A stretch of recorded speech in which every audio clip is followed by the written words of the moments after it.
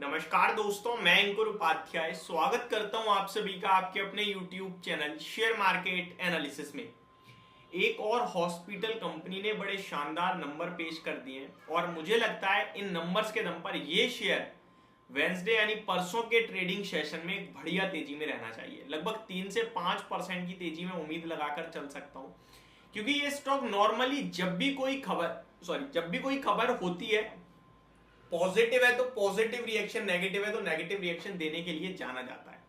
React पूरी तरीके से करता है ये शेयर, अच्छी बात ये। और इस बार रिजल्ट्स बहुत अच्छे दिख रहे हैं तो पॉजिटिव रिएक्शन की उम्मीद कर रहा हूं। देखिए, वैसे भी अगर आपने नोटिस करा हो तो शेल बाई के जब नंबर्स आए थे तो शेयर 9% भागा था और इसी के दम पर 40s मैंने आपके साथ अपने टेलीग्राम चैनल पे रिकमेंड किया था और यूट्यूब पे भी किया था, और वो स्टॉक वहां से तो काफी बढ़िया रिटर्न दे रहा है। 320 के समथिंग मैंने शेयर किया था 340 के लिए, अभी 360 समथिंग हो गया है।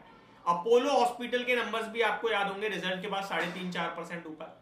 अभी स्टॉक का नाम है नारायण हृदयालय, एनएच के नाम से भी इसे आप लोग जानते हो।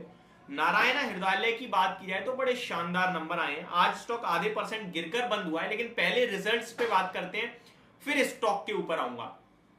तो रिजल्ट्स की बात की जाए, लेकिन उससे पहले एक डिस्क्लेमर है कि ऐसा नहीं है कि मैंने बोला 3 से 5% तेजी हो सकती है, स्टॉक के नंबर्स अच्छे आए हैं तो आप वेंसडे को जाके खरीद लो। नहीं जी, जब भी कोई खबर आती है तो उस पर रिएक्शन होना है तो वो गैप अप या गैप डाउन के जरिए होता है।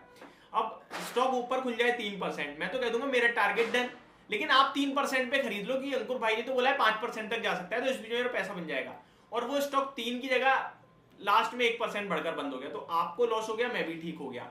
तो इंट्राडे ट्रेड, खबरों के दम पर ट्रेड कभी मत करना मेरे भाई, ज्यादातर लॉस खाओगे, और वैसे भी ट्रेडिंग में ज्यादातर लॉस ही होता है। तो जितना आप ट्रेडिंग से बच सकते हो उतना बचिए, और अगर कर भी रहे हो तो प्रॉपर डिसिप्लिन के साथ कीजिए। देखिए, डिसिप्लिन के साथ शेयर बाजार में कोई भी चीज करोगे आपको मुनाफा बनेगा।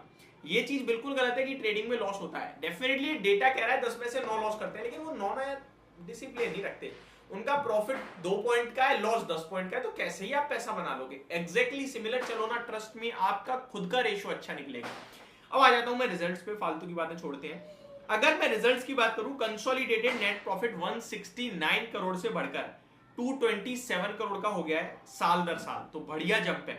क्वार्टर ऑन क्वार्टर भी देखोगे तो 184 करोड़ के सामने 227 करोड़ पे आया है, तो ये भी बढ़िया दिख रहा है। बाजार का अनुमान मैंने चेक करा बट मुझे मिला नहीं, तो मैं वो कमेंट करना मुश्किल है मेरे लिए, but quarter on quarter Y basis पे तो अच्छे नंबर्स हैं।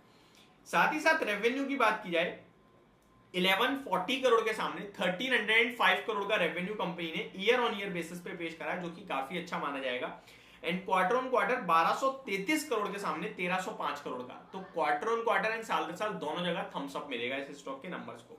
तो प्रॉफिट भी बढ़ा है, रेवेन्यू भी बढ़ा है, यानी टॉप लाइन बॉटम लाइन दोनों इंप्रूव कर रही हैं। अब आ जाते हैं ऑपरेशनल बेसिस पे।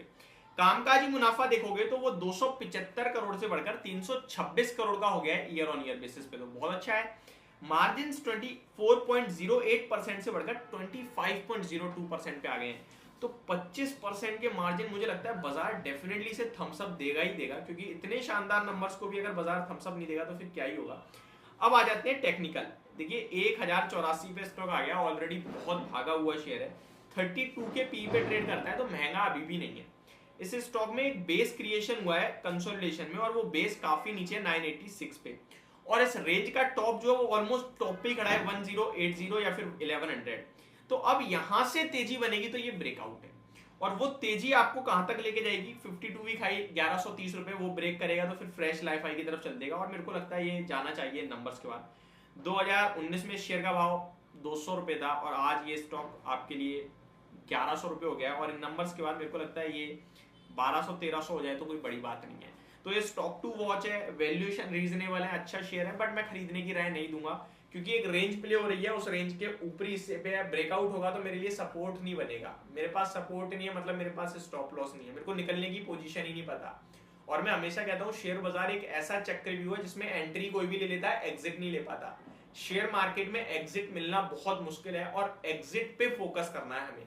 तो मेरे पास कोई एग्जिट नहीं है तो फिर मैं ट्रेड नहीं लूंगा, मैं इन्वेस्ट भी नहीं करूंगा, बट स्टॉक क्वालिटी का है, तो जिन्होंने ऑलरेडी निवेश किया है वो मत बेचना, फिलहाल तो मत बेचना अगले 3 महीने, क्योंकि नंबर्स अच्छे आए हैं।